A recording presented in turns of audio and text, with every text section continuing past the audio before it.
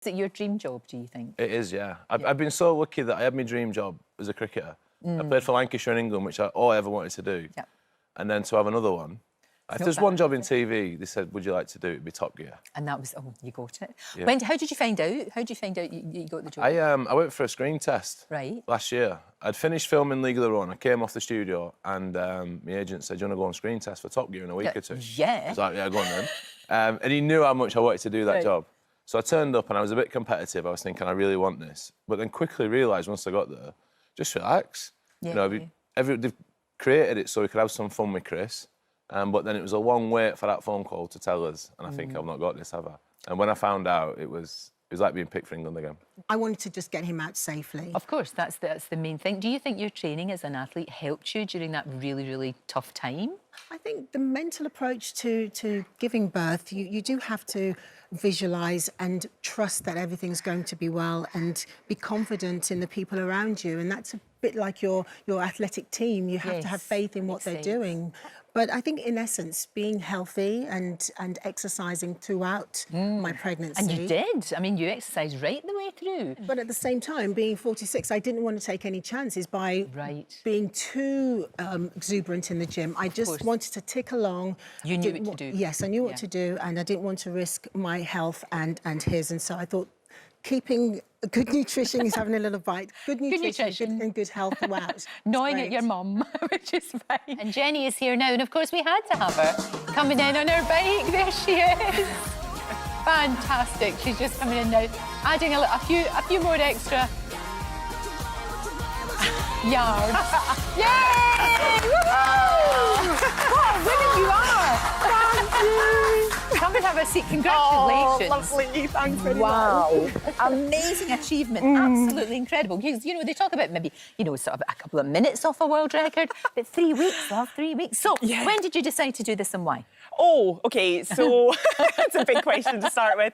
So I'd been I'd been building up my endurance miles for a few years, and the record kept coming into my sights, and I was looking at it, and I was like, I can actually do that distances for a short time. I can do that over the weekend or for over a week, and I wonder if I could keep doing it. You know, I wonder if I could, It's keep incredible. It up. This is a massive, massive achievement. I mean, Thank you. We've got the actual official Guinness know. World. I mean, you've got that to hang up in your loo so that everybody can see it. I mean, that is astonishing. It's great, isn't it? What were the highlights for you? There must have been so many highlights. But what stands out for you and you remember? I think, in terms of places coming through Siberia, Mongolia, China, that area just blew me away. The people were so kind and welcoming, and everything was really different, wasn't it? Like I hadn't been there before, so the culture. And you're totally on your own. You're totally self-supported. Yeah, I'm self-supported. So I carried everything with me. Everything that I've got on my bike there is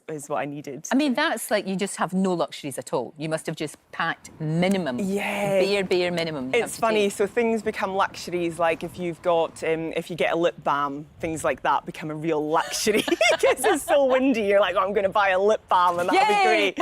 Or I got a new pair of socks at one point, and I was really that was a big pleased deal for a couple of days. And are you counting down to Wimbers? Are you sorted for Wimbledon?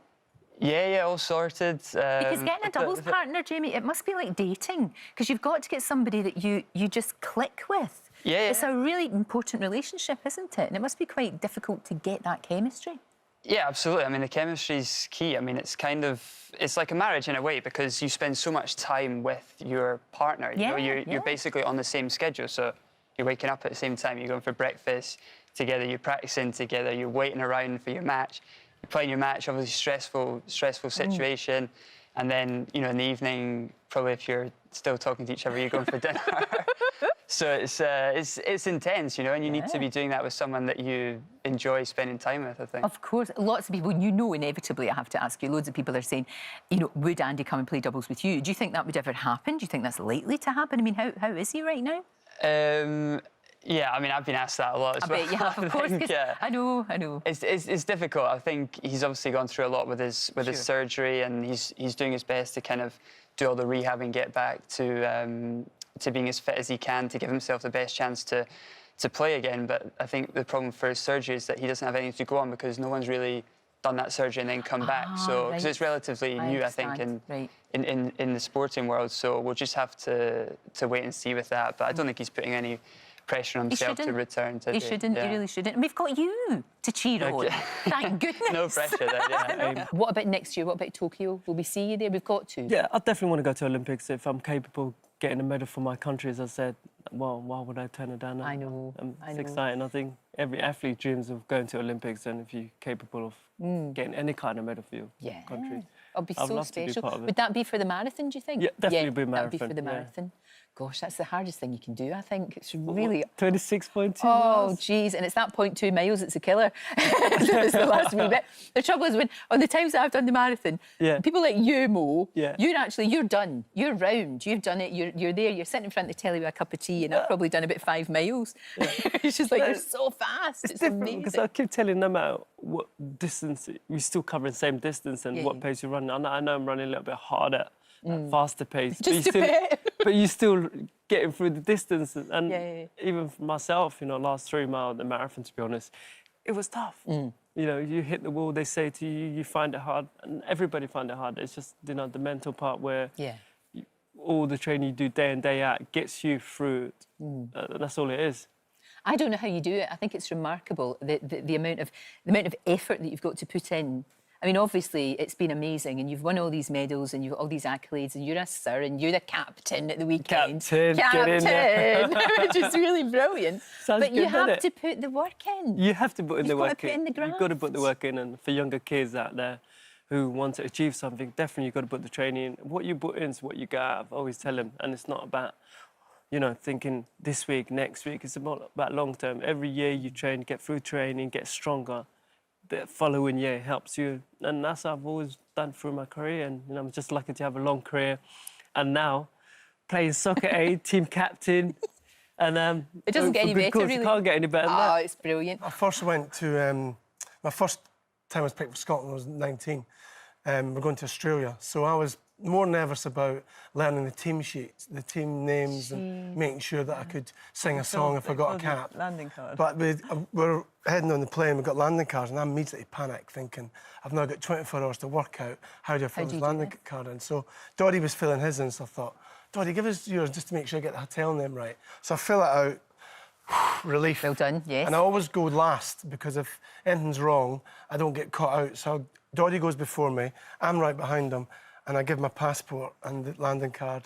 And the guy goes, Mike, you don't look like Doddy Weir. So you just filled in everything, including your name? Oh, I copied everything, copied his name. And in fairness, the guy said, I'll give it to me, I'll fill it out for you. And then I went through and I was like, When he told some of his teammates years later at the World Cup in Australia in 2001, some of them, like people like Gregor Townsend, who's now the Scotland coach, they just said, Kenny, like, why didn't you tell us? And, I know. We always thought you were forgetting things because you'd always go back to your room, or you'd make excuses to be late for team meetings, and so you didn't have to be the person that wrote the moves down. And, you know, but like you say, it's that strategy, trying to think. And, you know. I used to walk into a room and the first thing we do is paper, pen, right, how do I get out of here? Who's going to be, where do I sit? So I sit back here so they can't see me.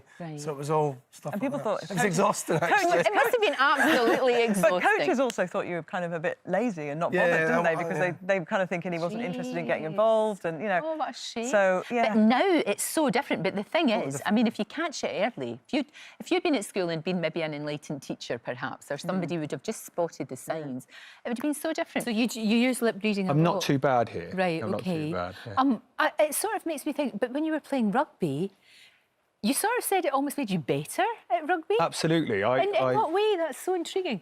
I couldn't hear the calls. I couldn't hear people around me sometimes. So I found out that early on that I wasn't the most skillful player in the world.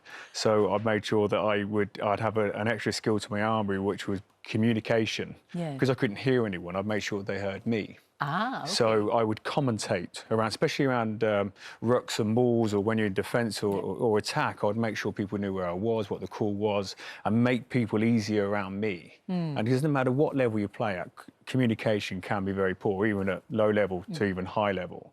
So I made sure that I was going to become the best at it, because obviously my hearing.